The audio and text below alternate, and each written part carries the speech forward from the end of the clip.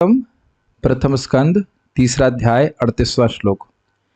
आप लोगों ने सुना था 37वें श्लोक में कि जो व्यक्ति जिसका हृदय शुद्ध नहीं है, हृदय शुद्ध नहीं कहनी बात थी, जो विषयाविष्ट वाला चित्त वाला व्यक्ति है, जो भगवान का भक्त नहीं है, वह भगवान के नाम रूप और लीला को यद्यपि भगवान उसको प्रस्तुत करते हैं संतनवतो, लेकिन वह न अवैति नहीं समझ सकता है। नावैति निपुणे न धातु, विधाता के नाम रूप गुण को नहीं समझ सकता है अपने मन और वचन से।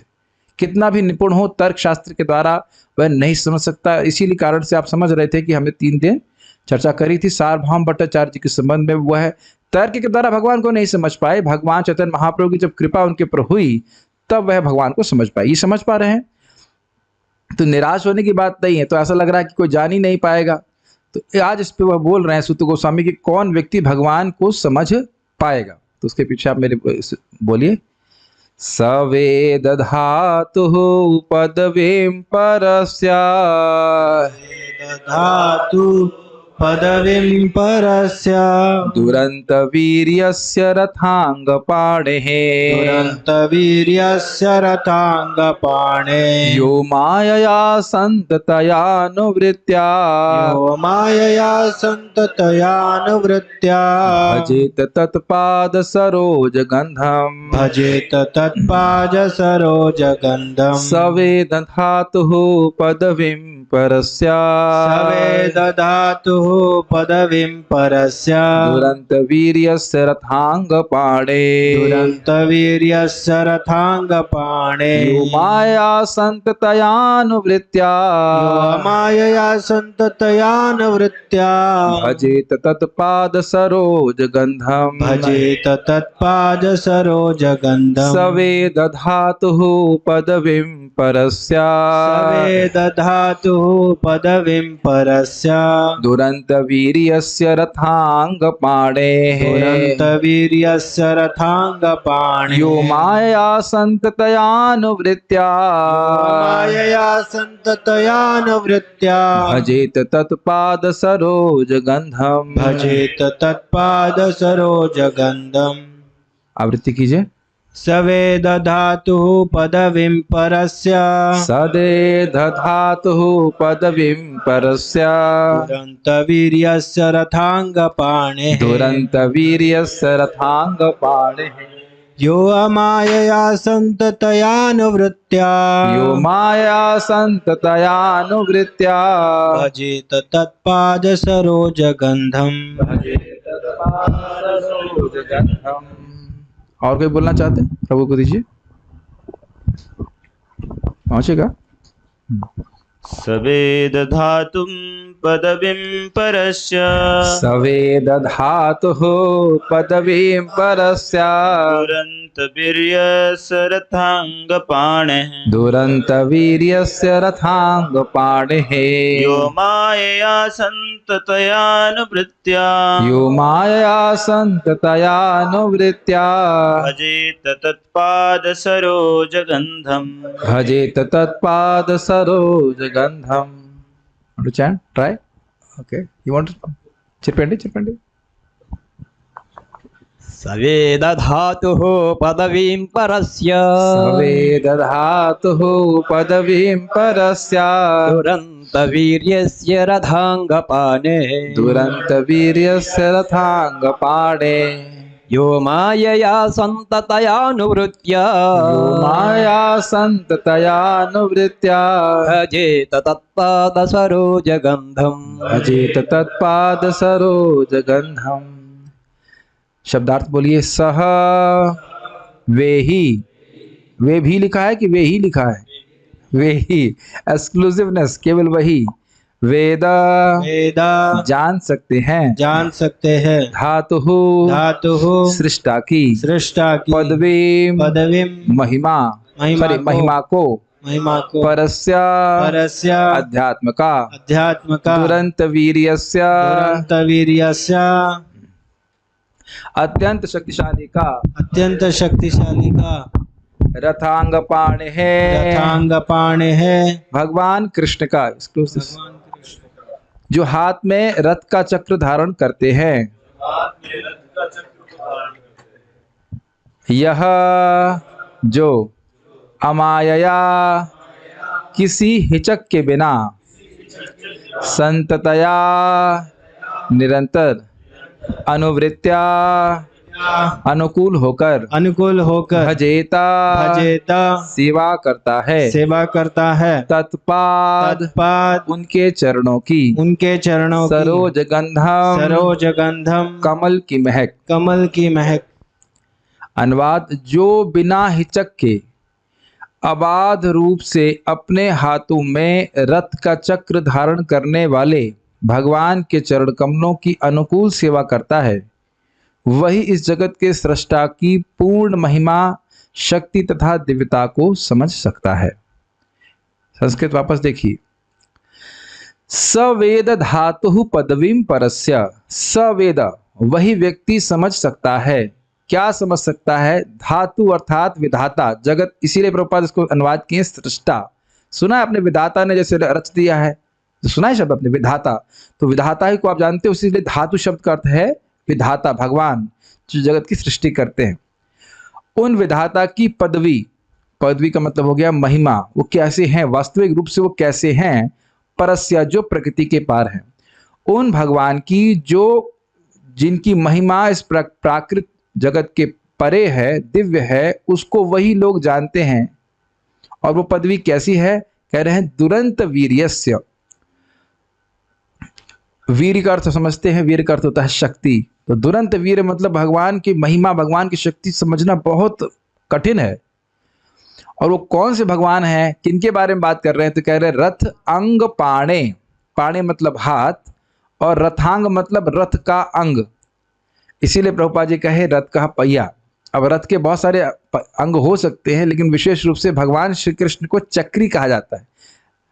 रथ के जो पहिया उसको चक्र रूप में धारण करते हैं, चक्र तो धारण करते ही हैं, लेकिन आप जानते हैं विशेष रूप से लीला हुई थी भीष्म पितामह के संग में, वहां पे वह रथ के पहिए को लेकर के दौड़े थे, तो जानते हैं विशेष रूप से। तो अपने हाथ में रथ के अंग को अर्थात रथ के पहिए को लेकर धारण किए थे, उन भगवान कृष्ण की पदवी को समझना उन्हीं लोगों के लिए संभव है। ये लाइन समझ में आ रही पहली वाली? जो यह सह, यह सह मतलब वे, और यह मतलब जो अमाया निष्कपट, माया मतलब होता है कपट, तो अमाया मतलब क्या हुआ? बिना कपट के, संततया अर्थात निरंतर, अनुवृत्त्या मतलब भगवान के अनुकूल भाव से, भगवान को प्रसन्न करने की भावना से, भजेता जो भजन करता। तो देखिए अब यहाँ बड़ा सुंदर शब्द है यह मतलब इसमें स्त्री पुरुष वर्णाश्रम का भेद ऐसा कुछ भी नहीं है। कुछ समझ रहे हैं इस बात को? तो समझ रहे हैं आसानी से। क्षत्रिय हो, ब्राह्मण हो, शूद्र हो, वैश्य हो, कोई भी हो, ब्रह्मचारी हो, गृहस्थ, सन्यासी, कोई भी हो, लेकिन अगर इन तीन गुणों से युक्त है तो वह भगवान की पदवी को समझ सकेगा। यानी तीनों में से एक भी नहीं है तो नहीं जाएगा। तीनों में से कोई एक भी गुण नहीं हुआ तो भगवान को नहीं समझ पाएगा। कौन से तीन गुण किसी को सब लोग धारण कर पा रहे हैं? एक एक गुण बता सकता है कोई? निष्कपट, निरंतर और अनुकूल। ठीक है। अब मान लीजिए कोई कहे कि भाई मैं भगवान का भजन कर रहा हूं एकदम निष्कपट भाव से, लेकिन एक ही दिन भजन करूंगा बस, तो क्या भगवान को समझेगा? बताओ भाई, भागवत क्लास में एक ही दिन आएंगे तो क्या समझ में आएगा? देखिए जो बात श्रीमद और जो भगवान के संबंध में, वही भगवान के नाम के संबंध में है, वही भगवान के रूप के संबंध में है, गुण के संबंध में है, कथा के संबंध में, सब कुछ एक ही दिन में क्या समझ में आएगा? आप सोचिए, इतने दिन सुनते हैं तब धीरे धीरे कुछ समझ में आ रहा है कि नहीं आ रहा है? और उसमें भी देखिए निरंतर सुन रहे हैं तो और अधिक समझ में आ रहा है। अगर इन प्रवचनों को कोई व्यक्ति एक दिन सुने फिर 2 दिन छोड़े, फिर एक दिन सुने फिर 2 दिन छोड़ दे, तो समझ में आना थोड़ा कठिन होगा। ये तो नहीं कहेंगे कुछ भी समझ में नहीं आएगा, लेकिन जो निरंतर सुन रहे हैं वह कुछ समझ पा रहे हैं श्रीमद् भागवतम को। जो निरंतर जप करते हैं वो भगवान को समझ पाते हैं, नाम कुछ महिमा, कुछ नाम का टेस्ट समझ पाते हैं। तो ये क्लियर हो गया। एक दिन भजन करने वाला भाई मुश्किल है कि वहां वो समझेगा, और भले ही वो है माया नहीं कर रहा, वह कपट से नहीं कर रहा है, लेकिन एक ही दिन भजन किया तो मुश्किल है समझना। अच्छा, अगर कपट कर रहा है और रोज भजन कर रहा है तो समझ पाएगा? अभी नहीं।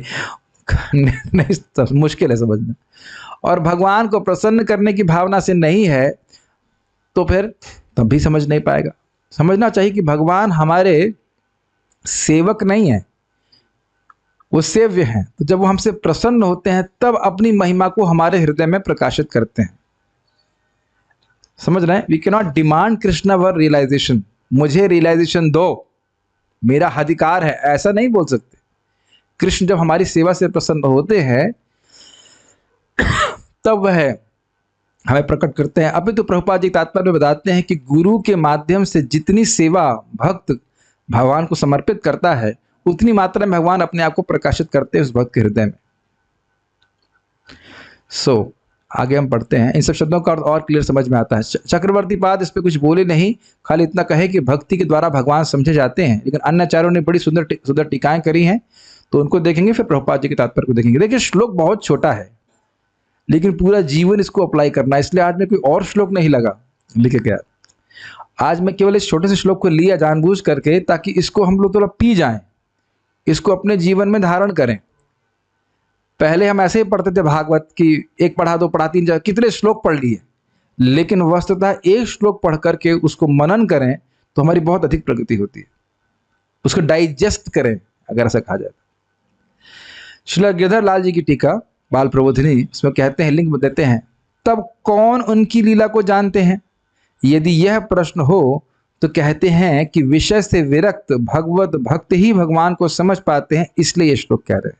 दो बातें समझ लेनी चाहिए। भोगों से विरक्त तो मायावादी भी हो सकते हैं, लेकिन अगर भगवान के भक्त नहीं है तब भी भगवान को नहीं समझ पाएंगे। जैसे अब आप लोग समझते हैं, उस लीला को हमने डिस्कस कर लिया था। काशीर मायावादी, काशी के मायावादी बड़े विरक्त थे, वेदांत पढ़ते थे, लेकिन क्या वो भगवान के भक्त थे? नहीं समझ पाए। भगवान सामने भी हैं, 2 महीना बनारस में रहे, लेकिन वह भगवान को नहीं समझ पाए। तो जब भगवान की कृपा हुई तब समझ पाए। सार्वभौम भट्टाचार्य भी देख लीजिए, कितना वेदांत थे, कितना इंद्रिय संयम था, सब कुछ था, लेकिन भगवान को नहीं समझ पा रहे थे। तो ये 2 गुण आप समझ रहे हैं, विषय से विरक्त होना चाहिए और भगवान का भक्त होना चाहिए, तब भगवान को समझ पाएंगे। अब एक एक शब्द के अर्थ को देखिए। अमाया अर्थात भगवान से फल ग्रहण करने की अभिलाषा को माया या कापट्य कहा जाता है, और उससे रहित होकर भक्ति करना। अब इसको समझिए, ऐसा क्यों कह रहे हैं? इसको बंद करिए, just close it, this is giving disturbance. देखिए, अगर मैं किसी की सेवा कर रहा हूं और रियली उससे खाली प्रीति ही मेरा लक्ष्य है, तब तो वह निष्कपट है। भगवान की बात तो आगे की है। इस जगत में भी अगर हम किसी से कुछ सेवा कर रहे हैं और हम यही चाहते हैं कि हमारा उसके बीच में प्रेम हो, केवल और कुछ नहीं हो, तो क्या ये निष्कपट है? If I serve somebody and my only goal is that my love with that person is increased, I don't want anything in return, is that selfless? Is it? Yes, it is without duplicity. समझ रहे हैं? और duplicity और माया या कपट का अर्थ क्या है? आप बोल रहे हैं कुछ या हम बोल रहे हैं कुछ, लेकिन मन में कुछ और बात चल रही है। Make sense? दिक्कत यह है कि भगवान हमारा मन जानते हैं, इससे पहले कि हम कुछ सोचे वो पहले से जान लेते हैं। तो अब आप कहोगे, प्रभु जी, यदि हमारे हृदय में काम, क्रोध, लोभ, मोह, मद, मात्सर्य है, तो क्या हम भगवान को नहीं समझ पाएंगे? एक प्रश्न ये भी याद आएगा। नहीं, ऐसा नहीं है। पॉइंट ये है कि मैं अपने हृदय को शुद्ध करना चाहता हूं और भजन कर रहा हूं। अभी कुछ क्लियर हो रहा है? ईमानदारी से मैं अपने हृदय को शुद्ध करना चाहता हूं, तो यह भी तो निष्कपट भावना है ना, कि भगवान मेरे हृदय में आए, वहां पर रहें, ये इच्छा रहे। तो ये भी तो अकपट है कि नहीं है? Does it make sense? लेकिन ये जान ही रहे हैं कि भगवान से प्रेम ना हो करके भगवान की वस्तुओं से प्रेम होना, ये कुछ हद तक कपट ही कहा जाएगा। कुछ हद तक क्या कपट ही कहा जाएगा? शुद्ध भक्ति की दृष्टि से प्रहलाद महाराज क्या कहते हैं? वो तो भक्त है ही नहीं, अपितु वह तो बणिक है, बनिया है। अरे बनिया आपको कुछ बेच रहा है, जैसे प्रभुपाद जी बताते हैं, महाराज जी बता रहे थे, यस, कि कपड़े की दुकान पे व्यक्ति जाता है और बड़ा उत्साहित होता है, साहब चाय पियेंगे आप? Thums up? क्या आपने देखा है कभी इस प्रकार से करते हुए? और अगर आप देखेंगे, स्पेशली अगर आप मोटे आसामी हैं, मतलब बड़े सामान खरीदने वाले हैं, तब तो जरूर वो बड़ा उत्साहित हो जाता है, लगता है बड़ी डील प्राप्त होगी। तो हाँ, प्रभु जी बता रहे हैं कि जहाँ पे वो विकास नाम नहीं लिखना चाहिए, जो भी दुकान पे जाते हैं तो वो लस्सी पूछेगा, ये पूछेगा। ऐसा नहीं है कि आपको देख के वो प्रसन्न हो गया, वो देख रहा है कि हमारा ऑर्डर बहुत बढ़िया आ गया। अब समझ रहे हैं ना कापट्य का अर्थ क्या हुआ? वणिक का काम नहीं करना चाहिए। ठीक है, तो यह समझ गए अमाया। तो ऐसा व्यक्ति भगवान को नहीं समझ पाएगा, एक्चुअली वो भगवान को समझना भी नहीं चाहता है। क्या मेरी बात आप समझ रहे हैं? वो केवल अपने स्वार्थ की सिद्धि, अपनी भौतिक इच्छाओं की कामना की पूर्ति करना चाहता है। इसीलिए श्रीमद् भागवतम का श्रवण बहुत जरूरी है। मैं एक भक्त को बात कर रहा था, वो थोड़ा गुस्सा हो गए थे कि भक्तों बीच में तो जय हो जाती है। मैंने कहा प्रभु ये मत भूलिए कि आप आए किस लिए यहाँ पे। यहाँ कुछ ना कुछ मनमुटाव तो हो ही जाता है, लेकिन ये हम ना भूलें कि हम यहाँ भगवान की प्राप्ति करने के लिए आए। श्रवण कीर्तन में लगे, जैसे आप देख रहे हैं भागवत के श्रवण के इच्छा मात्र से भगवान आ जाते हैं। Remain focused on that, everything is all lost in oblivion. सब कुछ भूल जाएगा। जगत में कितने बड़े लोग आए, सब धूल धूसरित होगा कि नहीं।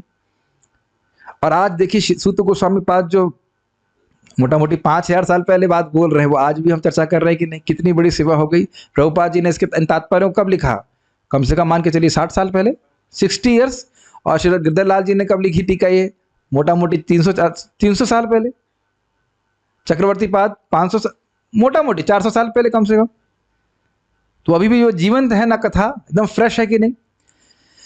तो ये अमाया का अर्थ समझ गए कि भगवान, एक प्रार्थना हर दिन भगवान से करना चाहिए, इच्छा करना चाहिए कि मेरा भगवान हृदय शुद्ध हो जाए ताकि मैं आपकी सेवा के योग्य बन सकूं, मेरी सेवाएं आपको प्रसन्न करें। वैसे निराश भी नहीं होना चाहिए, क्योंकि हरे कृष्ण मंत्र है ही ऐसा, जो उसका उच्चारण करता है उस स्वाभाविक रूप से भोग की वासना उसकी समाप्त हो जाती है। भले ही माया कपट के संग भजन करे शुरुआत में, लेकिन जब करते करते वो सब भोग की वासना समाप्त हो जाती है। तो ये बड़ा स्पष्ट समझ में आ रहा है। अमाया मतलब निष्कपट भाव से भगवान के चरणों की प्राप्ति की अभिलाषा देकर के भगवान का भजन करना। ठीक है। अच्छा, संततया का अर्थ क्या है? अर्थात संततया अर्थात दीर्घ काल तक, बहुत बहुत ध्यानपूर्वक सुनिए, दीर्घ काल तक आदर के साथ निरंतर भक्ति करना। बहुत गंभीर, बहुत देखिए शब्द बहुत महत्वपूर्ण है। कभी कभी लोग बोलते हैं अरे हम रोज हरे कृष्णा करते हैं ना जब, इसलिए अब क्या कहते हैं फैमिलियरिटी हो जाती है। ऐसा नहीं होना चाहिए। अब रोज ही काम करना है, कुछ काम थोड़ी ना है, ये काम निपटा रहे हैं, कुछ ग्रहण कर पा रहे हैं। बहुत हम ध्यानपूर्वक सुनिए, दीर्घ काल तक आदर के साथ। क्या श्रील रूप गोस्वामी के श्लोक आपको याद आ रहा है? किंत्वादराद अनुनिदम खलु सेवचुष्टा, आदर के संग और रोज नाम जप करे। ये एक बहुत बड़ी बीमारी हमारे संग हो सकती है, या हो काफी संभावना है कि हम श्रवण ना करें। अगर तो लगे हाँ ये जब तो क्या है, रोज ही तो करना है, क्या कौन सी नई बात। ये भाव नहीं आना चाहिए। अपितु अधिक जो भजन कर रहा है अच्छे से, उसका तो उत्साह बढ़ता जाएगा। ओ मैं कृष्ण का संग प्राप्त कर रहा हूँ। प्रभुपाद जी का आज सुबह समझा रहे थे कि भले शुरुआत में समझ में ना आए, लेकिन जैसे जैसे हम भक्ति में प्रगति करेंगे वैसे वैसे इस बात की अनुभूति होती है कि जब मैं हरे कृष्णा करूंगा, बोल रहा हूं, तो मैं साक्षात कृष्ण का संग प्राप्त कर रहा हूं। भक्ति इज नॉट क्या कहते हैं स्टैटिक प्रोसेस, बहुत हो गया वही हरे कृष्णा, ऐसा नहीं है। वास्तवतः जितना एडवांस कोई व्यक्ति होगा वो हरे कृष्ण करने के लिए और उत्साहित हो जाएगा, सेवा करने के लिए और उत्साहित होगा। उसको बंद कर दीजिए। भागवत पढ़ने का, श्रवण करने के लिए और उत्साहित होगा। तो समझ लीजिए अगर उत्साह कहीं कम हो रहा है तो हमारी तरफ से कुछ गलती है। अब तो भक्ति में तुम्हारा उत्साह बढ़ना चाहिए। तो डिटेक्ट करिए कहीं कोई अपराध तो नहीं हो रहा जिसकी वजह से हमारा उत्साह कम हो रहा है। उत्साह कम होना नहीं चाहिए। अगर हम अपराध नहीं कर रहे हैं तो बहुत जल्दी प्रगति करेंगे और उत्साह बढ़ना चाहिए। ठीक है। तो बड़े ही आदर भाव के संग कि मैं भगवान की सेवा कर रहा हूं। और प्रभुपाद जी को बोले कि यदि आप श्रवण कीर्तन नहीं करेंगे तो श्री विग्रह गलगृह हो जाएगा, लगेगा बोझा लगेगा, अरे ये क्यों मुझे सेवा करने को मिली। और प्रभुपाद जी बोले थे don't forget that you are serving Krishna, you are dealing with Krishna directly. ये मत भूलो कि तुम सीधे कृष्ण की सेवा कर रहे हो। और एकदम प्रत्यक्ष दिखता है कि श्रवण कीर्तन का कहाँ जहां अभाव होगा तो वो है उस भगवान की भगवत सेवा की जो आध्यात्मिकता का पक्ष है वो व्यक्ति समझना छोड़ देगा, भूल जाएगा। कितनी बार मैं देख रहा हूं कि नेगेटिव पॉजिटिव दोनों बोलूंगा कि जब करते करते लोग ऐसे ही बस तो रोज करने वाली भावना हो जाती है। और मैं देख रहा हूँ यहाँ पे जूम पे भक्तों को कि उनका वो आग्रह, उनका उत्साह वो बढ़ता जा रहा है। कोई भक्त सो रहे थे, 2-4 मतलब कहा से 20 दिन डांट लगाई, अब सोना बंद कर दिए, तो उत्साह बढ़ रहा है। ये अच्छी बात है कि उत्साहित लोगों का संग हमको प्राप्त हो रहा है। मैं तो रोज ही देखता हूँ कि 3:30 बजता है तो मेरे मन में ट्रिगर बजने लगता है, अरे वो लोग सब पहुंच गए होंगे जब करने के लिए, 3 बज गए होंगे, 3 बजे सब जो जब कर रहे होंगे। ऐसे लोगों को संग को प्राप्त करना ये बहुत अच्छी बात है। और ये ध्यान दीजिएगा कि भक्तों के संग के बिना हम ये तीनों गुण में से एक भी गुण नहीं प्राप्त कर पाएंगे। ना तो निष्कपट भाव से भजन करेंगे, ना आदर पूर्वक निरंतर भजन करेंगे, और ना कृष्ण को अनुकूल भाव से भजन करेंगे। भूल जाइए कि अकेले भजन कर पाएंगे। एकाकी आमार नहीं पाया बल, हरि नाम संकीर्तन, एकदम भूल जाना चाहिए। प्रभुपाद जी तो इतना हैवी बोलते हैं, कहते हैं कोई अकेला भजन कर रहा है तो उस और भक्तों का संग नहीं करता तो उसकी क्रियाएं भौतिक क्रियाओं से अलग नहीं होती हैं। आप 4 स्कंद की शुरुआत की तात्पर्य में देख लीजिएगा। 4 स्कंद की शुरुआत के तात्पर्य में प्रभुपाद इस प्रकार से बोलते हैं, भक्त संग से ही व्यक्ति को भगवान की भक्ति में आगे भक्ति बढ़ने का उत्साह मिलता है। तो आपने दूसरा अर्थ क्या समझा संतदया का? निरंतर। हाँ, निरंतर पे मैं नहीं बोला। निरंतर मतलब एक दिन किया, कल नहीं किया, फिर छोड़ दिया, फिर 2-4 दिन किया, फिर छोड़ दिया, फिर कुछ किया, फिर छोड़ दिया, फिर अनुभव प्राप्त नहीं होगा। निरंतर भक्ति करना है। स्वाभाविक सी बात है कि आप 24 घंटे हरे कृष्ण मंत्र नहीं कर सकते हैं। It is not possible for a साधक टू डू दैट। निरंतर का अर्थ है कम से कम दिन का गैप नहीं होना चाहिए। फिर मैंने महाराज जी से पूछा था, आपको याद है? मैंने कहा महाराज जी रेगुलरली का अर्थ क्या है? याद है आपने? तो महाराज जी परम पूज्य वृंदावन चंद्र महाराज क्या बोले, अपने अपने अनुसार व्यक्ति ग्रहण कर सकता है। कुछ लोग कहते हैं हम लोग रेगुलरली संडे मंदिर जाते हैं, तो यह भी निरंतर का अर्थ है कि भाई कम से कम सप्ताह का अंतर नहीं आता है, सप्ताह में एक बार तो जाते हैं। लेकिन वस्तुतः निरंतर का अर्थ है दैनिक रूप से रोज भगवान की भक्ति करनी चाहिए। एक भी दिन ऐसा ना जाए जब हम भागवत श्रवण न करें। मैं बहुत धन्यवाद देता हूं सभी भक्तों का कि आप इस प्रकार से आते हैं, और जूम के भक्तों का भी कि इस प्रकार से मेरे को बाध्य होकर भागवत में बोलना होता है। ऐसे तो रुचि नहीं है, लेकिन भक्तों के संग आकर के अरे कुछ बोलना है तो कुछ समय के लिए तो भागवत में मति लगा पाते हैं। नहीं तो एक के बाद एक वो महत्वपूर्ण है, ये महत्वपूर्ण है, ये बात बहुत महत्वपूर्ण है, इसकी परेशानी सॉल्व करो, ये करो, वो करते करते पूरा जीवन ही बीत जा रहा है। तो ये भक्तों का संग का प्रभाव है कि निरंतर कम से कम 1-2 श्लोक तो हमारे चित्त में इस प्रकार से आ पाते हैं। तो समझ पा रहे हैं इसी बात को? हरिदास ठाकुर जी ने क्या कहा था? निरंतर लव कृष्ण नाम, करो तुलसी सेवन, अचिरात पावे तुम्ही कृष्णेर चरण।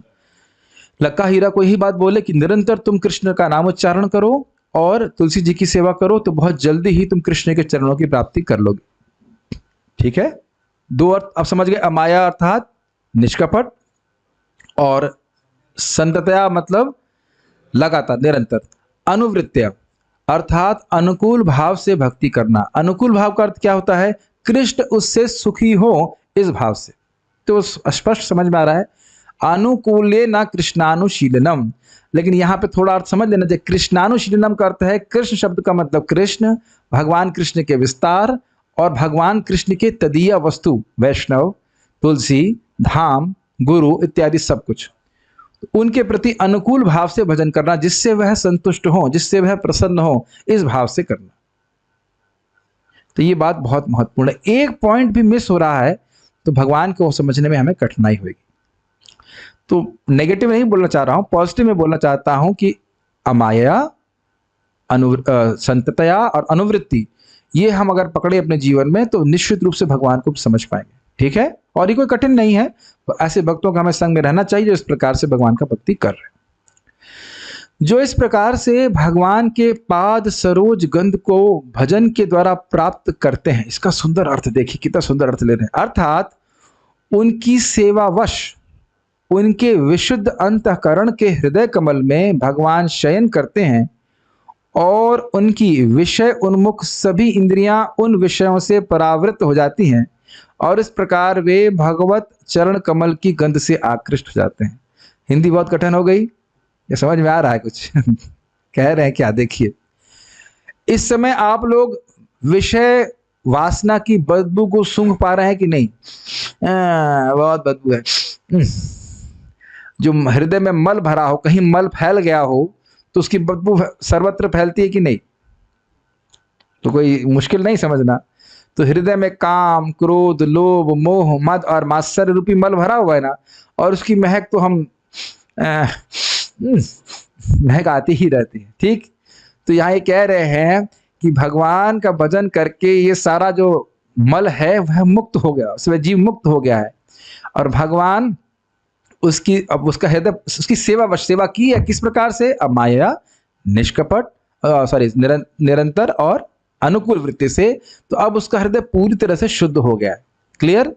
हृदय शुद्ध हो गया है तो भगवान उसके अंतःकरण यानी हृदय रूपी हृदय कमल में शयन करते हैं, निवास करते हैं, और उसकी जो इंद्रियां थी जो विषयों की तरफ भाग रही थी, रूप रस गंध, भौतिक रूप भौतिक रस इत्यादि की तरफ उन्मुख थी, उसको प्राप्त करने के लिए उद्यत थी, प्राप्त करने के लिए उत्साहित थी, अब वह घूम करके भगवान की तरफ मुड़ गई, इसलिए भगवान की सुख का अनुभव कर पा रहा है। कितना सुंदर तरह से बोल रहे हैं, भजेत तत्पाद सरोज गंधम। तत् मतलब भगवान कृष्ण के, और सरोज मतलब होता है कमल। इसको अगर प्रैक्टिकल लेवल, ये तो काव्यात्मक भाषा हुई, जो नाम जब करता है आप देखेंगे कि उसको भौतिक वार्ता करने की वासना ही चली जाती, एकदम मन नहीं करता, भारी लगती बहुत। ये सभी के संग होता है, जो लोग भी जाप अच्छे से करते हैं उनके हृदय में ये जो दुनिया की बातें करना है ना, उसकी गंध भी अच्छी नहीं लगती, बिल्कुल खराब लगता है। और अगर नौकरी के लिए करना भी पड़े तो बहुत खराब लगता है, अरे भाई क्या फंसा हुआ हूं। हाँ, it's a torture. Yes, my Guru Maharaj told, if prajalpa not only appears boring but painfully boring, then you must understand that you are making advancement in Krishna consciousness. Guru Maharaj कह रहे थे कि जो दुनिया की वार्ता है न सिर्फ बोरिंग लगे, अभी तो कष्ट में लगे, भाई ये क्यों सुनने को मिल रहा है मेरे को, तो समझ लेना चाहिए कि हम भक्ति में प्रगति कर रहे हैं। और ये अद्भुत बात ये है कि जो भक्त हैं वह अपनी बात, उनके संग ऐसा होता है जब करते हैं और फिर हमारे सामने ऐसे बोलते जैसे कुछ प्रॉब्लम हो रही है। समझ में आया? कहते हैं प्रभु जी हमारे एक भौतिकतावादी मित्र थे, अब हम उनसे बात नहीं करते हो और हमें भी उनकी बातें अच्छी नहीं लगती। तो भाई अब ठीक हो रहे हो, खुश होना चाहिए कि आप ठीक हो रहे हो। जैसे कोई डॉक्टर के पास जाए, डॉक्टर साहब आपने दवा दी है, पहले तो मेरा टेम्परेचर 104 था, अब मेरा 102 हो गया है। अरे तो सही हो रहे हो ना, सही हो रहे हो ना, ये अच्छी बात है। अरे हमको शादी पार्टी में जाना अच्छा नहीं लगता, तो अच्छी बात है ना। इस संबंध में प्रभुपाद जी ने महाराज जी जो कर रहे थे, कह रहे थे कि एक रानी थी और रानी को बुखार था 102, समझ रहे हैं, और दासी का बुखार 104। तो जब टेम्परेचर चेक कराया गया तो रानी गुस्सा हो रही है, अरे वो दासी है, उसका टेम्परेचर मुझसे अधिक कैसे हो सकता है, मेरा टेम्परेचर अधिक होना चाहिए। तो यही लोग कर रहे हैं कि धर्म का अनुशीलन करके चाहते हैं कि हमारे भौतिक भोग बढ़ जाएं, जबकि वास्तविक रूप से धर्म का अनुशीलन करने से व्यक्ति की भोग की वासना कम होनी चाहिए। तो खैर हम समझ रहे हैं आप इस बात को, विषयों से परावृत हो जाती है, मतलब विषयों को भोगने की लालसा समाप्त हो जाती है। इस संबंध में हरे कृष्ण मंत्र के बारे में श्रील भक्ति सिंह ठाकुर जी कुछ कहते हैं, वो मैं चैतन्य भागवत में बहुत सुंदर एक जगह बोलते हैं। हाँ, श्रीमद् चैतन्य भागवत मध्यखंड 23वां अध्याय 78 श्लोक में टीका में वो कहते हैं कि भगवान के नाम के मंत्र के द्वारा हृदय शुद्ध होता है, और जब हृदय शुद्ध हो जाता है, या जितनी मात्रा में हृदय शुद्ध होता है, तो सभी इंद्रियां भौतिक क्षणिक भोग की प्रवृत्ति के प्रति परावृत हो जाती हैं, मतलब भौतिक भोगों में रुचि नहीं होती। ये बहुत रहस्यमय बात है, और अपने शाश्वत स्वरूप को व्यक्ति समझने लगता है कि मैं यहाँ का नहीं हूँ, इस जगत का नहीं हूँ, और ये जगत मेरा स्थान नहीं। ये बहुत अच्छी लाइन मुझे लगी थी। और उसके बाद वो कहते हैं कि तब ऐसी अवस्था में क्षणिक और घृणित जो दुनिया की वस्तुएं हैं वह उसके सामने महत्व नहीं रख पाती। फालतू की चीजें, जो भी स्थूल और सूक्ष्म भोग है, उसको अच्छा नहीं लगता। इस प्रकार की बातें हरिनाम के संबंध में है। तो ये समझना चाहिए कि हरे कृष्ण मंत्र का अगर प्रभाव ऐसा है ही कि जाप करेगा व्यक्ति तो भोगों से वह निवृत्त हो जाएगा। और हाँ, एक और बात देखिए, अभी तो हम लोग पूरी तरह भोगों से निवृत्त नहीं है, फिर भी भगवान की कृपा से कभी कभी जब बहुत अच्छा लगता है कि नहीं,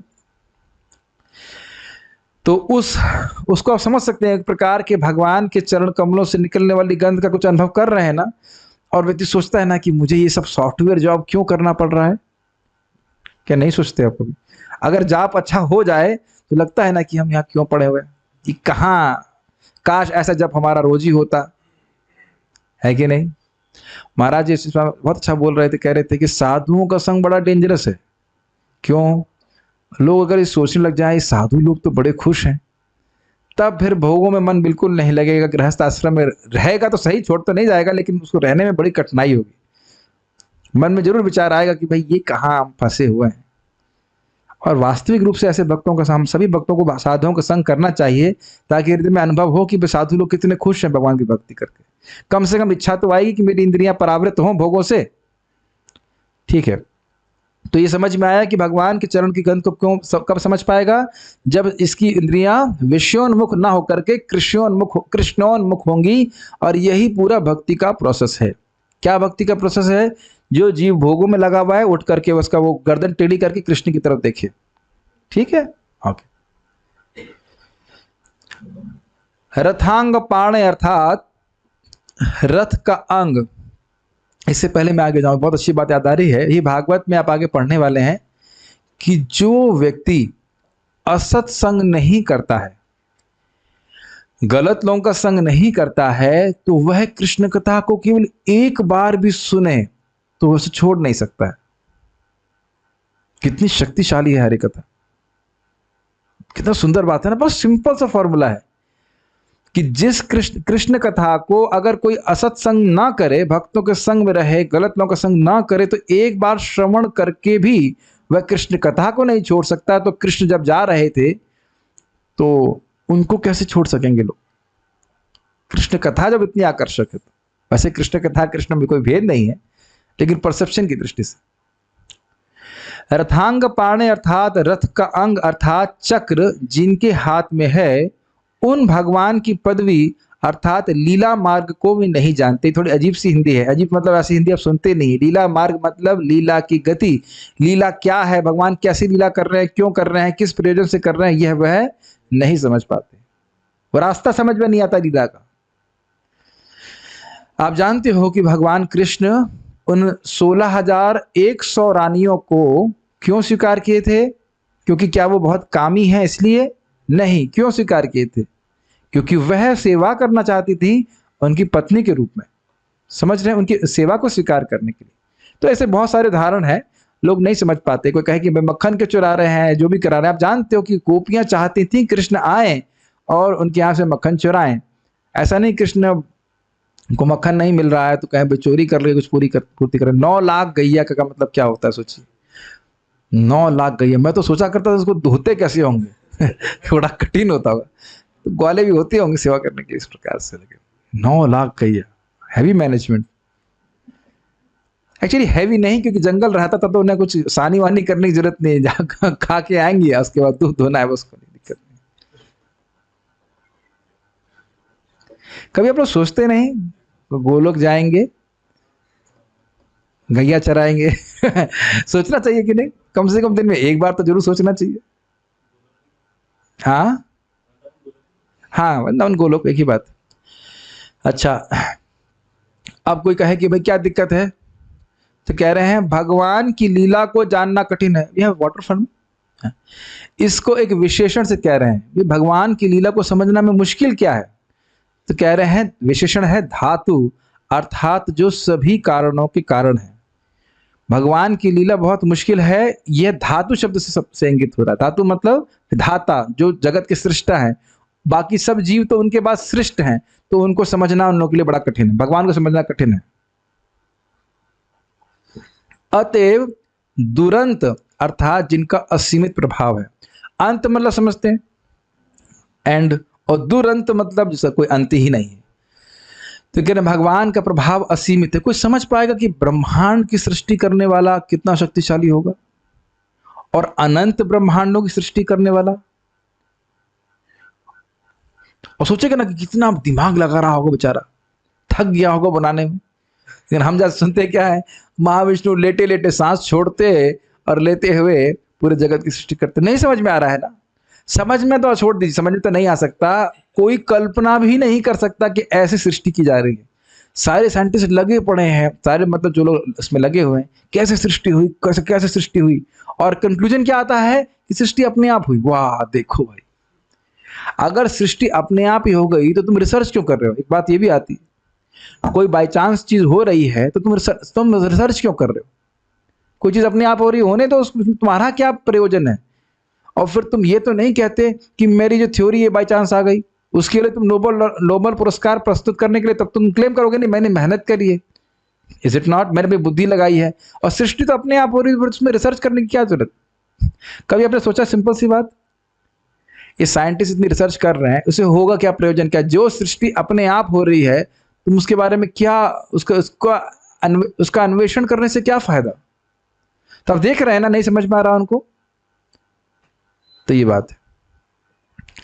अतएव वे पर अर्थात सर्व प्रमाण अगोचर है, यह अर्थ है। सर्व प्रमाण अगोचर है मतलब वेद के अलावा कोई तरीका नहीं है कि हम भगवान को समझ सकें। लॉजिक के द्वारा, हाइपोथेसिस के द्वारा, अनुमान के द्वारा हम भगवान को नहीं समझ सकते। ठीक है, क्योंकि भगवान इस प्रकार के हैं, इसलिए भक्ति के बिना उन्हें कैसे जाना जा सकता है, यह भाव है। क्यों? क्योंकि भगवान भक्ति से प्रसन्न होते हैं, प्रसन्न होकर के अपनी महिमा प्रकट करते हैं। अब ये भी इंपॉर्टेंट बात है, कहेगा भगवान असीमित है तो भगवान को कैसे समझा जा सकता है? अरे भाई, भगवान असीमित हैं तो उनके पास सारी शक्तियां हैं कि नहीं? तो उनके पास यह भी शक्ति है कि अपना ज्ञान जीव को करा दे। भगवान को जीव नहीं जान सकता है, लेकिन भगवान तो अपने को जनवा सकते हैं ना जीव को। ये तो कठिनाई कुछ है नहीं ना। लेकिन कब जनवाएंगे? जब वह प्रसन्न होंगे जीव की मानसिकता से, उसकी भक्ति से। और कैसे प्रसन्न होंगे, इसके फॉर्मूले आपने देख लिए। इसको भगवान के द्वारा ही कहा गया है, भक्त्या तु अनन्या शक्या अहम एवं विदो अर्जुना ज्ञातुम दृष्टुम च तत्वेना प्रविष्टुम च परंतपा। ये बहुत महत्वपूर्ण श्लोक है। भक्त्या तु अनन्या शक्या, शक्य मतलब समर्थ। अनन्य भक्ति के द्वारा, शुद्ध भक्ति, अनन्य भक्ति, उत्तमा भक्ति, शुद्ध केवला भक्ति, अव्यभिचारिणी भक्ति, जिसमें व्यक्ति भक्ति कर रहा है और उसका उद्देश्य है भक्ति, साधना उसकी भक्ति है और उसका उद्देश्य है, प्रयोजन भी है भगवान श्री कृष्ण की भक्ति। तो उसके द्वारा व्यक्ति भगवान को समझ सकता है। महाराज ने उदाहरण दिया था कि कोई वस्तु बहुत महंगी है तो उसे खरीदने के लिए पैसे चाहिए कि नहीं? मान लीजिए आप फोर्ड नहीं और महंगे जाओ, और कौन सी, मर्सिडीज के शोरूम के सामने जा रहे हैं, हाँ बहुत बढ़िया कार है, जेब में कितने पैसे हैं? अरे हिंगोली खरीदने के पैसे भी नहीं है हिंगोटी खरीदने के पैसे भी नहीं है, तो कहाँ से बताइए वो मर्सिडीज खरीदेगा? समझ रहे हैं? तो व्यक्ति को धन बढ़ाना चाहिए। बहुत ध्यान पूर्वक श्रवण कीजिए। हरे कृष्णा कृष्ण कृष्णा हरे हरे, हरे राम राम राम हरे हरे। जैसे जैसे आप बोलते जा रहे हैं, आपकी भक्ति के पॉइंट्स बढ़ते जा रहे हैं, भक्ति के पॉइंट्स बढ़ते जा रहे हैं, भक्ति के पॉइंट्स बढ़ते जा रहे हैं। जितनी बार भागवत पढ़ रहे हैं, भक्ति के पॉइंट्स बढ़ जाते हैं। प्रभु शिक्षाष्टक श्लोक जय पढ़े जय सुने, कृष्ण प्रेम भक्ति तारे बाढ़े दीने दीने। सुन रहे हैं ना, रोज हम लोग बोल रहे हैं ना, जो हम शिक्षाष्टक पढ़ रहे हैं, जो भक्ति के कार्य कर रहे हैं, तुलसी जी को प्रणाम कर रहे हैं, तुलसी जी को फुसफुस दे रहे हैं, मतलब पानी दे रहे हैं, छिड़क रहे हैं, हर इन कार्यों से हमारी भक्ति बढ़ रही है। और भक्ति बढ़ रही है इसलिए भगवान समझ में आ रहे हैं। देखिए, ये मैं अपने अनुभव से बोल रहा हूँ, एकदम प्रत्यक्ष अनुभव से, कि ये सब श्लोक मुझे कुछ नहीं समझ में आते थे जब हम शुरुआत में भागवतम पढ़ते थे। समझना छोड़ दीजिए, रजिस्टर ही नहीं करते थे कि क्या है इसमें, समझना, नोटिस ही नहीं करते थे इसमें विशेष क्या है। तो ये जप करने से, भक्ति करने से भगवान थोड़ी बात समझ में आती है। ये नहीं, और मुझे तो बड़ा खुश होता हूँ कि अगर भगवान की कृपा से ऐसी भक्ति करते रहे तो 30-40 साल बाद कितना और अधिक समझ में आएगा।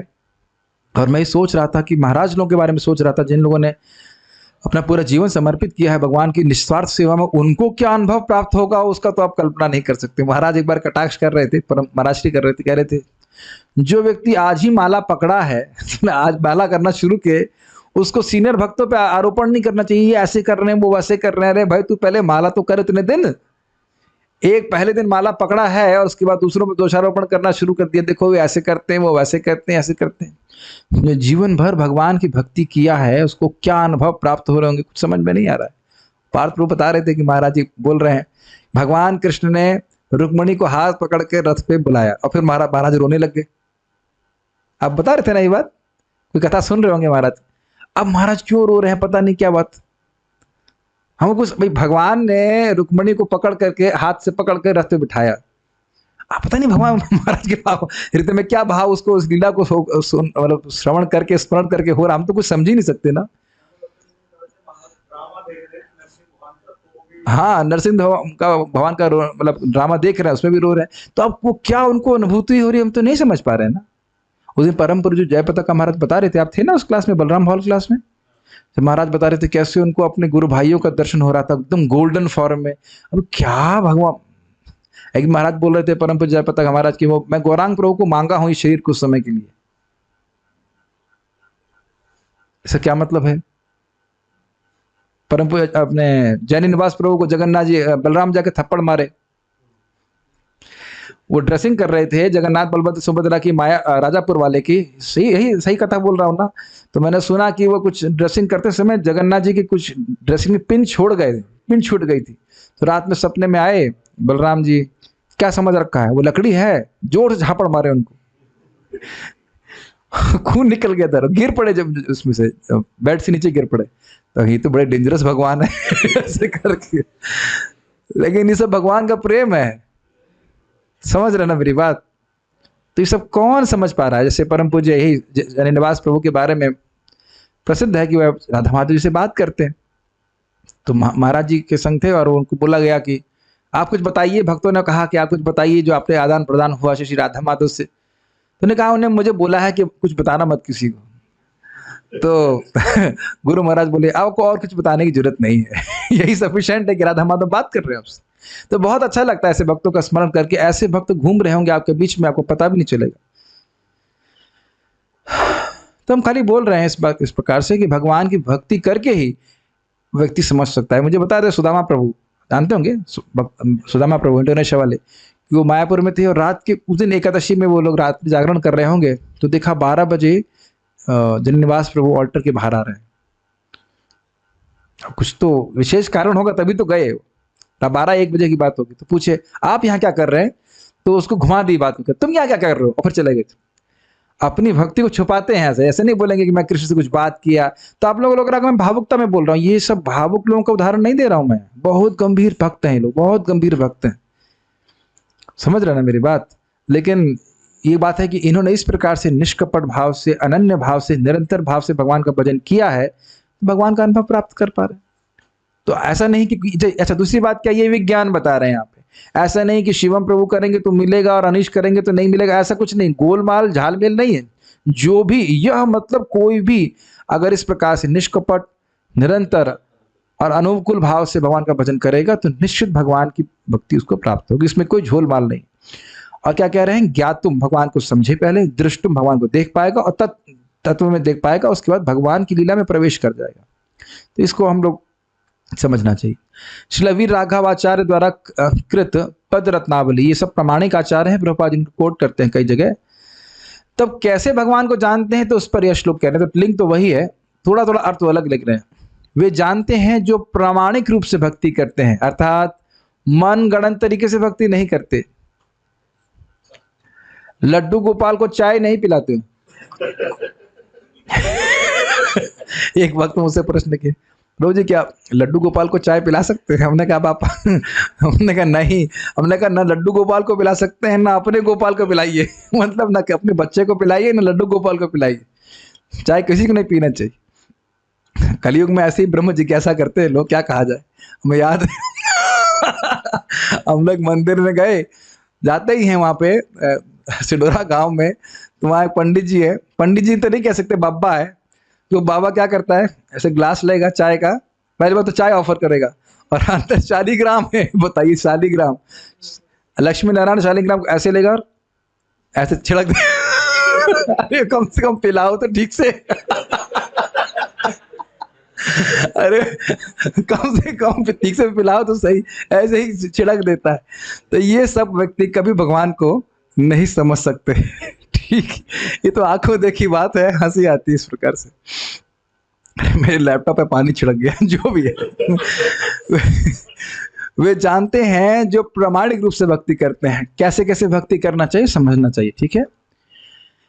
अमाया अर्थात यह इस बहाने के बिना कि यह सब कुछ माया कल्पित है और अनिर्वचनीय है, ऐसे भाव को त्याग कर जो निरंतर, बहुत सुंदर टीका, ध्यान पूर्वक सुनिए, जो निरंतर प्रवाह रूप अनुकूल भजन करके अपने हृदय कमल के मध्य निवास करने वाले भगवान के चरण कमल की गंध का भजन करते हैं और वहां उसका आस्वादन करने के कारण मग्न मन हो जाते हैं। पहले तो समझिए इसका अर्थ, बहुत सुंदर। अमाया का अर्थ क्या है?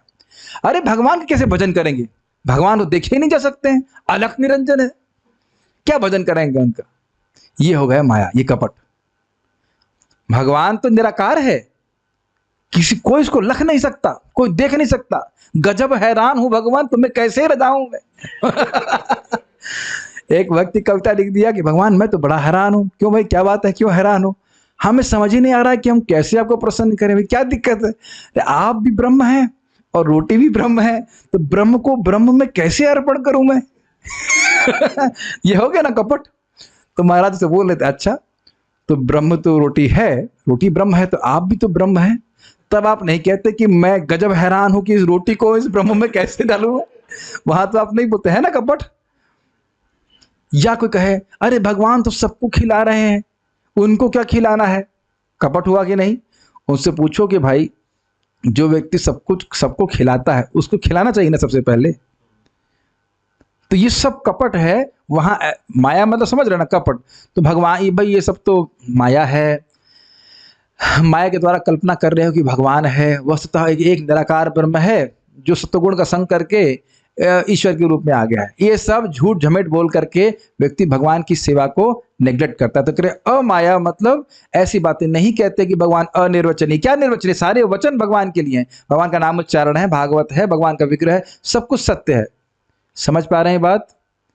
तो ऐसे भाव को त्याग करके, अमाया कर समझ रहे हैं कि ये सब कुछ माया है, ये सब कपोल कल्पना है, भगवान कुछ है नहीं, इस बात को त्याग करके विश्वास करके नहीं, भगवान का स्वरूप शाश्वत है, वो मेरे शाश्वत स्वामी है। इसलिए निरंतर प्रवाह रूप, जैसे नदी का प्रवाह कभी रुकता है क्या? बहुत सुंदर बात बोल रहे हैं। निरंतर पे एक बात हमने ध्यान नहीं दिया, निरंतर यानी अंतर आने का संभावना है लेकिन नहीं आने दे रहा है। समझ रहे इस बात को? बहुत सुंदर बात, ये बहुत अच्छी टीका लगी मेरे को। निरंतर प्रवाह रूप, जैसे गंगा जी बहती हैं, पत्थर नहीं होते रास्ते में, लेकिन उसको उसमें अटकने की बजाय, झगड़ना करने की बजाय साइड से फ्लो करके वह निरंतर बहती ही रहती है ना। कितना सुंदर अर्थ है निरंतर। देखिए ना भागवत के श्लोक कितना गंभीर है। और प्रवाह रूप अनुकूल भजन करते हैं। ये नहीं कि आज कृष्ण, आज मान लो जब अच्छा नहीं लग रहा तो छोड़ दें या नहीं, ऐसा नहीं। निरंतर भाव से भगवान का भजन करता है तो वह भगवान के चरण कमल का गंध का भजन करते हैं और वहां आस्वादन करके उनका मग्न मन हो जाते हैं। मग्न मन का मतलब हुआ कि मन उनका अब भोगों में बिल्कुल नहीं जाता। भगवान का श्रवण कीर्तन करने में, भगवान की सेवा में, कथा में, नाम में, इसी में उनका मन बार बार लगा रहता है। देखिएगा, ये आप लोगों को शायद नहीं लगता होगा, जब श्रवण कीर्तन करते रहते हैं ना तो चलते चलते भी भगवान का स्मरण होता है। आप लोग जब ड्रेसिंग करते होंगे तो स्वाभाविक रूप से, अच्छा एक बताइए प्रभु, आप जब लोग ड्रेसिंग करते हैं तो तृप्त हो जाते हैं क्या ड्रेसिंग करके?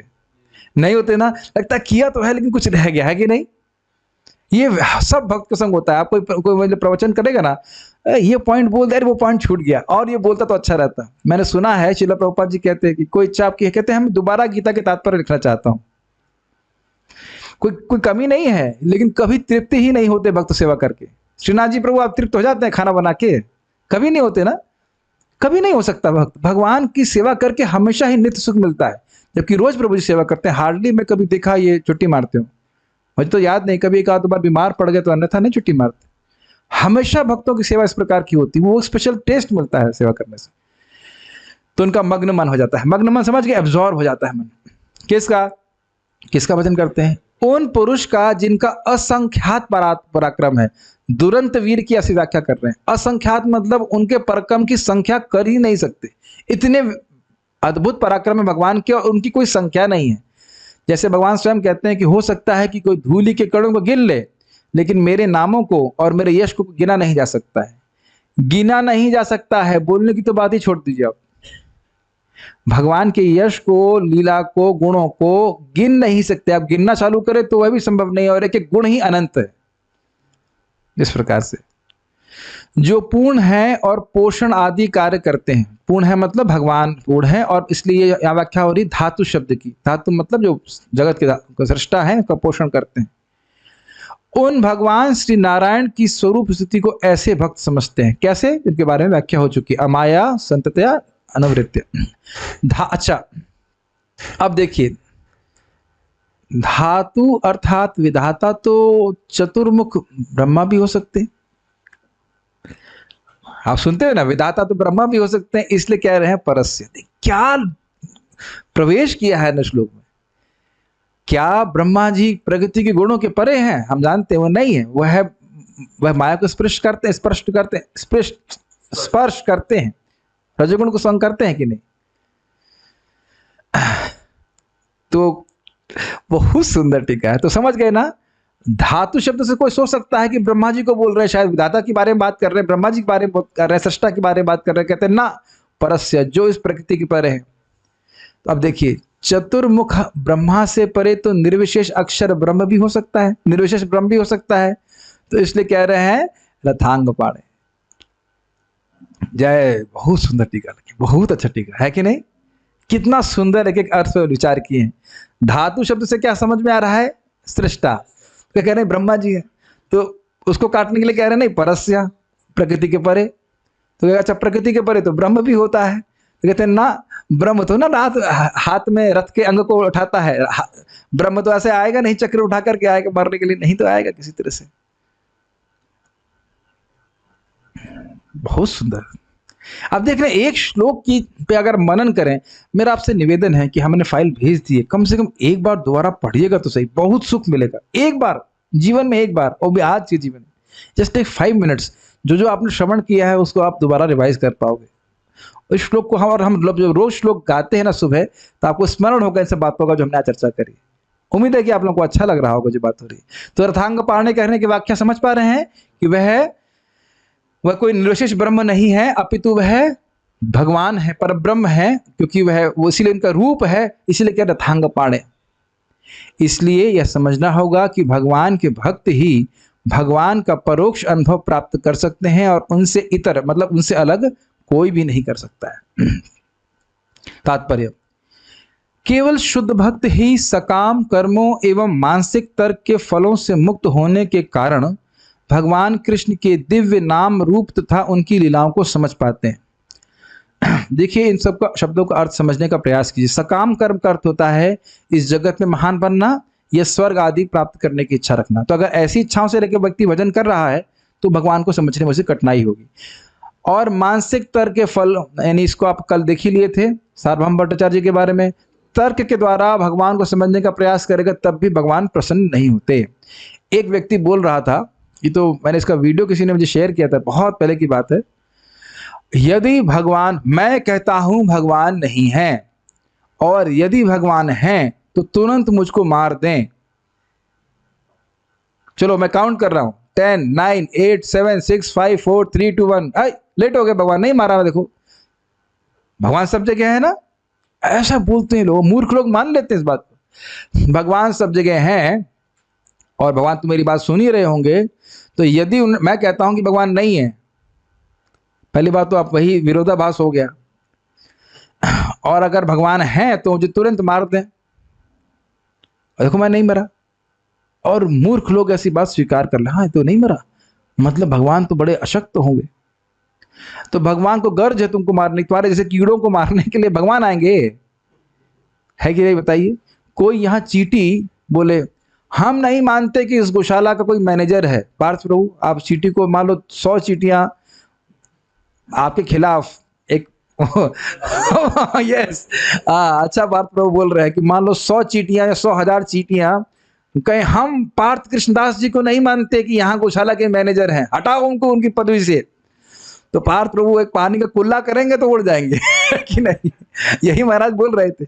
इतना लोग बोलते हैं भगवान नहीं है, भगवान नहीं है, भगवान एक थोड़ा सा वो सुनामी भेज देते, अरे बाप रे बाप रे बाप रे, खत्म हो जाता है कि नहीं?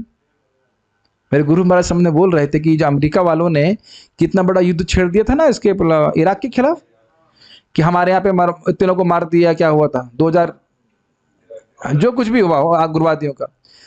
वो बोले आंखों के सामने प्रकृति के द्वारा जो बवंडर आता है, हजारों हजारों को मार दिया, अब क्या करोगे जरा बताओ तुम, किसको जाके तुम झगड़ा करोगे? भगवान के सामने तो चलती नहीं ना किसी की। खैर, तर्क के द्वारा भगवान कभी समझ में नहीं आते, तर्क से बिल्कुल परे हैं। श्रद्धा से कोई भगवान की भक्ति करता है, भक्ति शास्त्रों के आधार पर तो भगवान प्रकट करते हैं। इन शुद्ध भक्तों को भगवान की अनन्य भक्ति से कोई व्यक्तिगत लाभ नहीं प्राप्त करना होता है। व्यक्तिगत लाभ समझ रहे हैं? स्वर्ग प्राप्ति, मुक्ति प्राप्त करना, ऐसा कुछ नहीं। क्लियर समझ में आ रहा है? इसकी व्याख्या हम कर चुके हैं। वे बिना हिचक के भगवान की अनन्य सेवा करते हैं। ये समझ गए? हिचक का मतलब आज किया, कल हिचकिचा रहे हैं, आज जब करूं क्या, आज मंगल आरती जाऊं क्या, कल तो गया था ना क्लास में, आज जाऊं क्या? ऐसा नहीं। खाने के बारे में भी हिचकते हैं हम लोग, कभी हिचकते हैं। अगर एकादशी ना बताया जाए तो जिंदगी में कभी एकादशी भी नहीं करने वाले हैं, है कि नहीं? शुरुआत में तो बड़ा दुख होता है, एकादशी ठीक है कर लेते हैं, क्या करें, है कि नहीं? खाने में कोई हिचक हो रही तो निरंतर करते हैं ना खाना। अरे ये देख लीजिए, हम लोग जी भी रहे हैं अभी तक, पुष्ट हुए हुए भी निरंतर करके हुए हैं। खाना खा रहे हैं तभी तो भजन तभी तो पुष्ट हो रहे हैं। तो ऐसे भक्ति करेंगे तो समझ पाएंगे। इस सृष्टि में प्रत्येक प्राणी प्रत्यक्ष या अप्रत्यक्ष रूप से भगवान की सेवा कर रहा है। भगवान के इस नियम से कोई छूटा नहीं है। जो लोग भगवान के भ्रामक प्रतिनिधि द्वारा बाध्य होकर भगवान की अप्रत्यक्ष रूप से सेवा कर रहे हैं, वे भगवान की प्रतिकूल ढंग से सेवा कर रहे हैं। इसको समझ लीजिए पहले, इसका मतलब क्या है। कोई जेल जानते हैं आप लोग? कभी जेल गए हैं? नहीं गए? हम लोग गए हैं जेल प्रचार करने के लिए। तो अब आप ये बताइए, हम लोग को वहां जाके मालूम चला कि कैदियों को भी सैलरी मिलती है। अब पता नहीं कितनी मिलती हो, क्या मिलती हो, हम नहीं जानते, लेकिन कैदियों को सैलरी मिलती। कौन देता है? गवर्नमेंट देती है। तो जो कैदी है उसकी माँ को पूछा जाए कि आपका बेटा कहाँ है, तो कह रहा है गवर्नमेंट सर्विस में है। उसकी सरकारी नौकरी लग गई है। क्या ये कहना सही है? कब मालूम मर्डर करके गया अंदर, कब तक ही लगेगा? पूरा जीवन लगेगी, बाद में पेंशन भी मिलेगी। क्या ये कहना सही है कि वह सरकारी नौकर है? आप लोग कह रहे हो नहीं, और कहा जाए तो है, लेकिन है नहीं है भी और नहीं भी। वाह वाह, है भी है नहीं भी है। समझ रहे हैं? सरकार के ही द्वारा वो पोषित हो रहा है। जेल कहीं बाहर नहीं है, देश के अंदर ही है, लेकिन उसकी सुविधाओं में बहुत पाबंदी है। और कोई कहे किसी लड़का IAS ऑफिसर बन जाए तो सरकारी नौकर है, लेकिन उसकी सुविधाओं में कितना फायदा है, कितना सुविधा प्राप्त है। जो कृष्ण की माया की सेवा कर रहा है, दो ही स्वामी है, एक माया और कृष्ण, बीच वाला कोई नहीं, दूसरा वाला ना कोई नहीं है। तो यदि वह व्यक्ति माया की सेवा कर रहा है तब भी वह कृष्ण की ही सेवा कर रहा है, क्योंकि माया कृष्ण की दासी है। लेकिन माया पीट पीट के सेवा कराती है, दुख देती है, क्योंकि कृष्ण की सीधा हम सेवा नहीं कर रहे। तो ये हो गई अप्रत्यक्ष सेवा। किंतु जो उनके प्रिय प्रतिनिधि के निर्देशन में प्रत्यक्ष सेवा करते हैं, वे उनकी अनुकूल सेवा करते हैं। प्रभुपाद जी एकदम स्पष्ट कर दे रहे हैं कि अनुवृत्त्या का अर्थ क्या है। भक्तों को संतुष्ट किए बिना हम भगवान को कभी संतुष्ट नहीं कर सकते, एकदम स्पष्ट है। यस्य प्रसादात भगवत प्रसाद। तो मार्गदर्शन में रहकर कोई व्यक्ति भक्ति करता है तब वह भगवान को प्रसन्न कर सकता है। ऐसे अनुकूल सेवक भगवत भक्त ही होते हैं और वे भगवत कृपा से आध्यात्म के गुह्य क्षेत्र में प्रवेश कर पाते हैं। लेकिन मनोधर्मी सदा अंधकार में ही पड़े रहते हैं। जैसा कि भगवत गीता में कहा गया है, भगवान स्वयं शुद्ध भक्तों को उनकी निरंतर प्रेमा भक्ति के कारण साक्षात्कार के मार्ग की ओर ले जाते हैं। भगवान के धाम में प्रवेश पाने का यही रहस्य। अब आप पता नहीं देख पा रहे कि नहीं देख पा रहे हैं। प्रभुपाद जी यहाँ पे जो टीका लिख रहे हैं, क्या है वो? भक्त्या तो अनन्या शक्या अहम एवं विदो विजना। अब ये कहाँ को आपने कोटेशन देखा था? श्रील गिरधर लाल जी की टीका में देखा था कि नहीं? अब बताइए, ले रहे हैं प्रभुपाद जी गिरधर लाल जी को कि नहीं? एकदम स्पष्ट ले रहे हैं कि नहीं? तो कभी कभी लोग इसमें भी दोष करते हैं कि हम ये टीका क्यों चर्चा कर रहे हैं। देखिए प्रभुपाद जी रख रहे हैं अपनी टीका में, भगवान के धाम में प्रवेश पाने का यही रहस्य है। वहां प्रवेश पाने के लिए सकाम कर्म तथा तर्क वितर्क की कोई योग्यताएं नहीं है। तो बहुत सिंपल शब्दों में भगवान को देखने का प्रयास करने के बजाय व्यक्ति भगवान ऐसी सेवा करे कि भगवान उसको वापस लाने की इच्छुक हो जाए। ये हम लोग पहले भी टीकाओं में देख चुके हैं। यम एवेश विवृणुते स्वयं तनुम स्वयं, जिसके प्रति भगवान की भावना आ जाती कि यह जीव मुझको देखे, तब वह भगवान को देख पाता है। एकदम स्पष्ट समझ में आ रहा है। तो उम्मीद है कि आपको ये श्लोक अच्छा लगा होगा और इसको हम डाइजेस्ट करने का भी प्रयास करें। ऑब्वियसली आप बीमार हो तो आपको अपने स्वास्थ्य का ध्यान रखना होगा, लेकिन अन्यथा हम रोज बीमार होते नहीं हैं।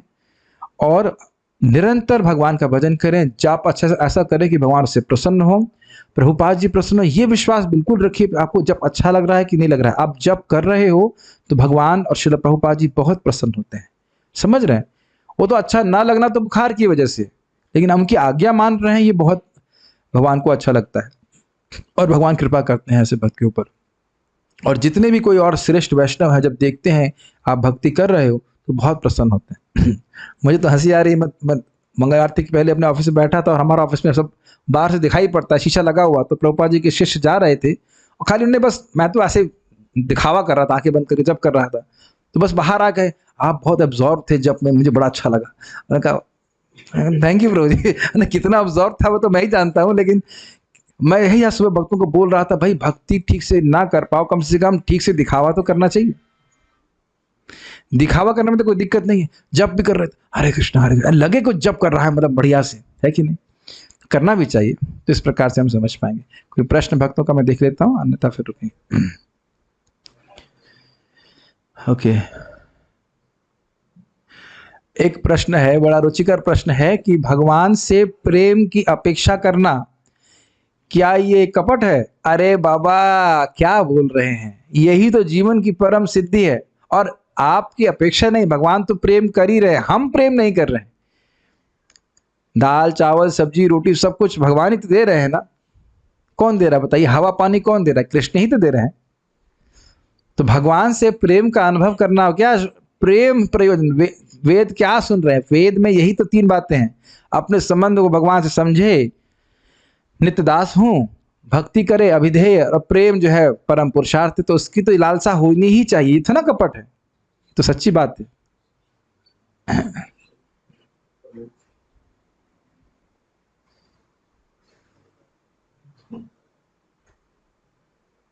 एक भक्त मस्ती कर रहे हैं, कह रहे हैं यदि आपकी कृष्ण से बात हो तो हम पर भी कृपा कीजिएगा।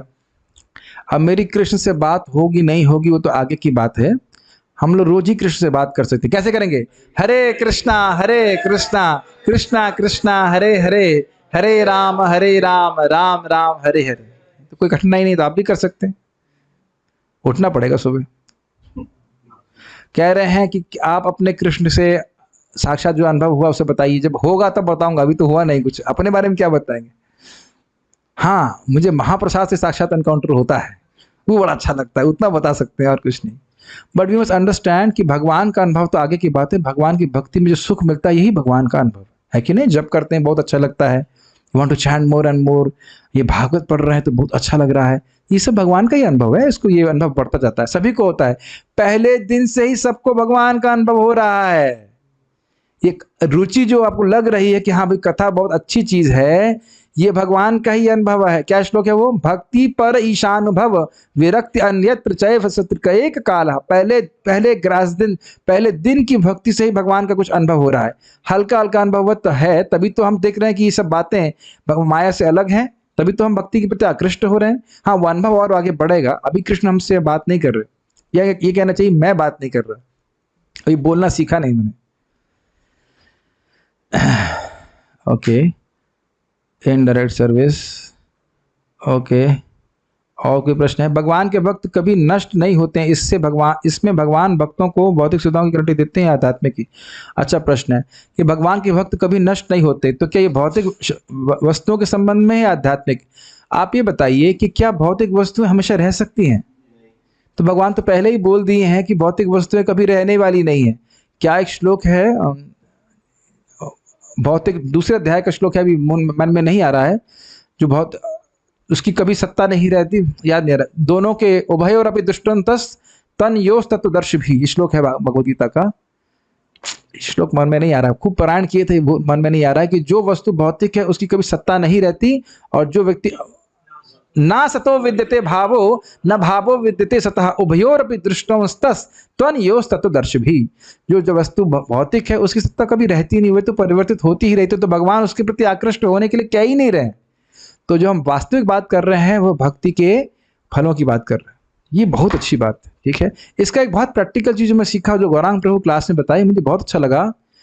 हमें देखना चाहिए कि whatever transformation a devotee can make in this life is good for him, so do not develop negativity towards anyone। समझ रहे हैं, जो व्यक्ति जितना भक्ति में प्रगति कर पाए वो उसके लिए अच्छा है। अब कोई बहुत तीव्रता से कर रहा है, कुछ कम कर रहा है, लेकिन जितना कर पाए अच्छा है। ये दूसरों के प्रति दृष्टि होनी चाहिए, अपने प्रति नहीं। ठीक है, अब 2 माला कर ले तो बहुत है, अपने प्रति तो होना चाहिए, जितना प्रगति कर सके उतना अच्छा। लेकिन दूसरों के प्रति मान लो अधिक नहीं भी कर पा रहा, कुछ तो कर रहा है, कुछ तो हरे कृष्ण मंत्र जप रहा है, कुछ प्रसाद ग्रहण कर रहा है, कुछ सेवा कर रहा है। समझ रहा है मेरी बात? तो आ गया ना भक्ति में, आगे जाके प्रगति करेगा। ओके, हरे कृष्णा। और कोई प्रश्न है? भागवतम श्रवण करते हैं कि हम भगवान का तत्व से पहचान सकें, हम भगवान कृष्ण को कैसे प्रसन्न कर सकते हैं? कैसे प्रसन्न कर सकते हैं? क्या सुना था? श्रोतव्यः कीर्तितव्यश्च ध्येयः पूजश्च नित्यदा। 4 चीजें भगवान के बारे में श्रवण कीजिए और श्रवण करके उसका कीर्तन कीजिए, ये बहुत जरूरी है। अब आप लोगों का तेलुगु ग्रुप हो गया कि नहीं? बाउंडीज जो आपने पढ़ा सुना, कम से कम एक पॉइंट तो आपस में चर्चा कर लीजिए कि हाँ मैं ऐसे भक्ति करनी चाहिए, तो और गहरा जाएगा। उड़िया ग्रुप है कि नहीं यहाँ पे? 2 लोग तो है ना, कुछ उड़िया में अनुवाद करके बोला करिए। ये जानते याद न रहने के कारण यही है कि कोई चर्चा नहीं करते। पता मैं जो पढ़ता हूँ वो तुरंत शेयर कर देता हूँ, फिर अगले दिन किसी को पकड़ लूंगा, जोरूंगा, उसे बोलूंगा, भले उसे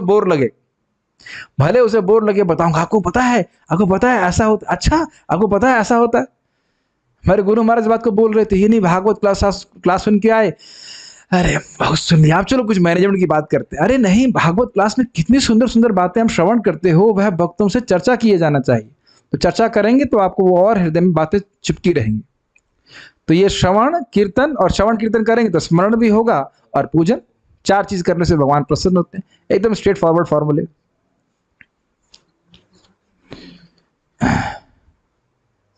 कितने समय के लिए भगवान के सामने भोजन रखना चाहिए?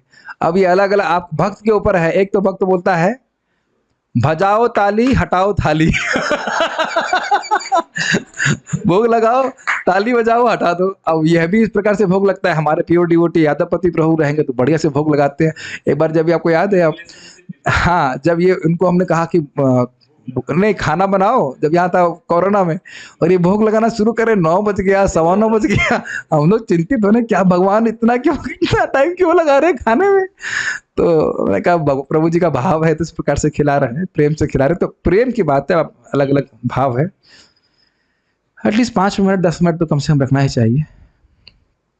ओह, अब एक गंभीर प्रश्न है, क्या भगवान के धाम वापस जाना भक्ति है या भक्ति से अलग इच्छा है?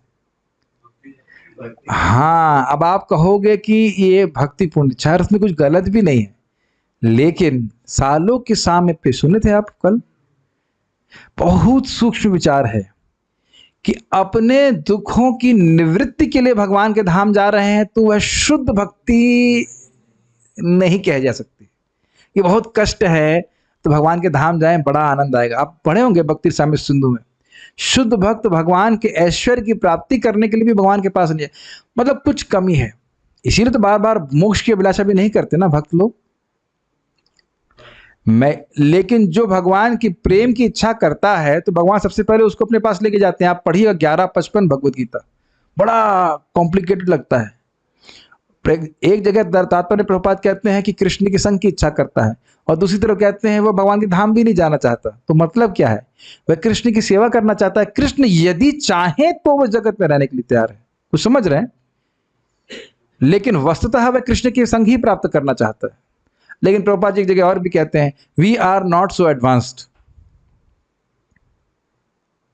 हमारे के लिए बोलते हुए, we are not so advanced, we should desire to go back to Godhead. मम जन्मनि जन्मनीश्वरे भवतात भक्तिर अहेतुकी त्वयि, तो अहेतु की भक्ति को ही परम सिद्धि बोला गया है, और अहेतु की भक्ति प्राप्त करके व्यक्ति चाहे कहीं पे भी रहे वो भगवान के धाम में ही रहता है। ये भी स्पष्ट समझ लेना चाहिए।